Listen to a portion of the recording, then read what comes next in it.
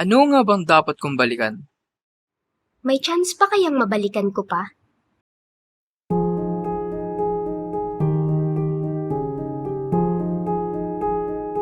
Days from now, matatapos na yung isang malagang chapter ng buhay ko.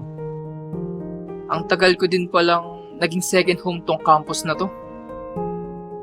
Worth it namang balikan, kahit short term lang ang pagstay ko dito. Pero, dami palang nangyari sa maiksing panahon na yun, no?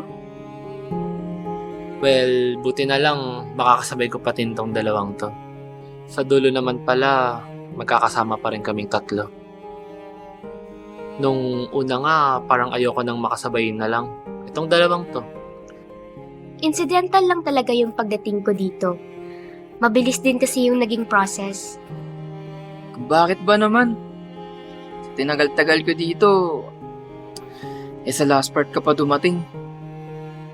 Nung una kitang nakilala, may initial attraction ako sa'yo eh. Di naman sa looks. Di ka naman ganun kaganda, pero iba yung charisma mo eh. Napaka-unexpected nung place kung saan kita nakilala. Wala lang talaga ako nung pangbayad kaya kinapalan ko na yung mukha ko. Medyo awkward yung dating mo, pero cute naman. Incidentally, magkaklase pala tayo sa isang subject. Pareho pa nating back subject. Nagbalik lang sa isipan ko nung nakilala kita. Palabas ako ng building nun eh. Tapos all of a sudden, tinanong mo ako kung saan ang game. Di mo kasi alam. Ako naman, nagpaka-pogi points na sumagot at samahan ka pa. Ewan ko ba? Nagmarka sa akin yung time na yun. Kaya nung nalaman ko name mo, nagtry akong hanapin ka sa social media. Kung siya, awkward ang pagkakamit, eto namang isa, kakaiba. Meron na pala kaming chat history years ago. At nung nahanap niya ako sa social media account ko, nagulat na lang kami pareho na we've been chatting na pala because of an event that we both like. Nakakatawa man, not very me. Pero I took it as a sign para i-pursue kita. Dahil nasa iisang campus na tayo. The rest was history. Nakita kong you deserve one another naman. So, kahit nandun yung pagkagusto ko sa'yo, initially, pinigil ko na lang.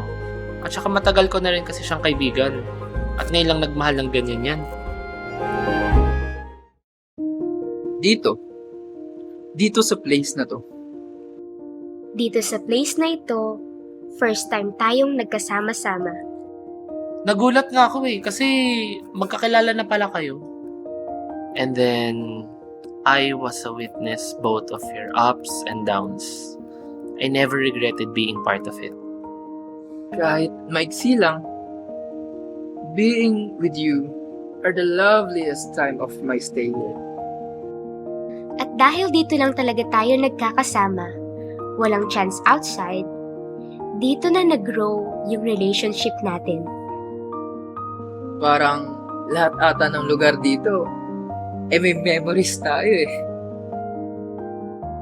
These places become our learning, whether these are skills or these are personal traits that made us better. But we aren't spared of such challenges. Dapat ba ipinilit ko pa noon? Dapat ba binigyan ko uli ng chance? Ako na lang yung lumayo. I made all these places as my isolation. Kahit nag-iisa ako. Kasi ikaw yung nawala eh. Ikaw yung nowhere to be found. Doon ko na-realize na pareho ko kayong di pwedeng bitawan. Siguro dahil may feelings naman talaga ako sa'yo at babae ka. Pero, ang hindi nyo alam pareho ko kayong minahal. And I was loving a guy without admitting it. And that's what love can do. It will make its way. So ano nga bang dapat kong balikan? It's what we built. Beyond all this that we had. I asked myself, may chance pa kayang balikan? Yes, there is. And the second chance was sweeter. It was not the romance that we might have aimed before, but it was a genuine company and friendship. Days from now, we will all be together again. As we meet again, we shall celebrate our own success.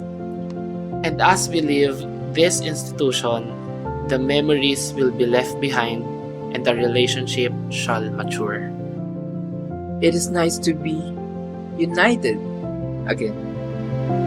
It is always happy to be truthful, no matter what the pain is. Because love brings us together. Kayo, anong storyang may iwan nyo?